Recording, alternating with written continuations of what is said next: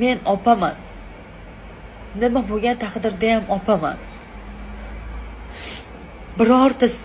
Birorta ukam hali hurmat izzatimni joyiga qo'ygani yo'q. Mayli deyman. O'lib ketsin. O'zlari ham mehr ko'rmagan, tarbiya ko'rmaganda nima kutardim bulardan deyman. Lekin baribir opaman. Opa boru, agar vijdoni bo'lsa etsin.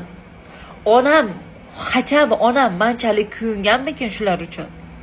Qachon qoraman ukam kasal bo'lsa, problema bo'lsa, boshqa bo'lsa, kerakli joyga yozib beradigan manman, yuguradigan ham manchi. Menga kim achinadi? Men mana kasal bo'ldim. Yuzimdan ham bilinadi men kasal orttirib olganim. Birortasi holimni so'ragani yo'q. Farzandli bo'ldim. Bitta tursiga olib berishgani yo'q farzandim uchun, jiyanim ekan deb. Onamchi onam.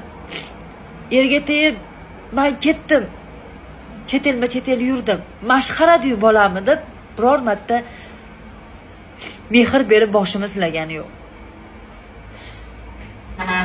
To'ng'ich farzand bo'lish juda ham qiyin ekan, bilmadim. Agar tayinsiz oila bo'lsa, yana ham qiyin.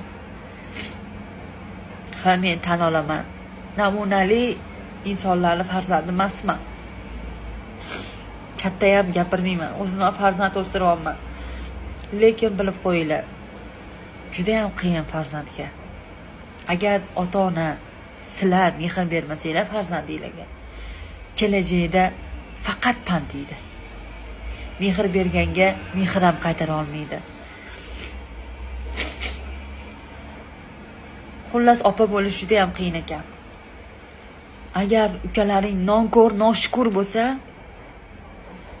juda ham qiyin ekan.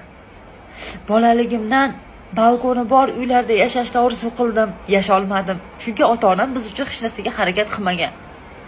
O'qishni orzu qildim. O'qituvchilarim o'qi yordam beraylik deyishdi. Shunda ham ukalarimga qarashim kerak edi, o'qiy olmadim. Ko'p narsalarimni shu jigarlarim uchun qo'ldan boy berdim. Yoshligim ketdi, asabim ketdi. Lekin evaziga to'rga 3 xonaga ham borib sig'a olmayman. Mana aynan o'sha ukam sig'dirmaydi. Aynan o'sha ukam shunaqangi muomala qiladiki, kelmay ham o'liydi borasiz. Shunaqa ukalar bormi sizlarning? Shunaqa ukalarga nima degan bo'lardinglar? Buni hamma biladi. Aynan o'sha oilamizdagi o'sha ukam qanaqaligini hamma biladi. Men opaman-ku. Sizlar nima qilgan bo'lardinglar? Men o'rnimda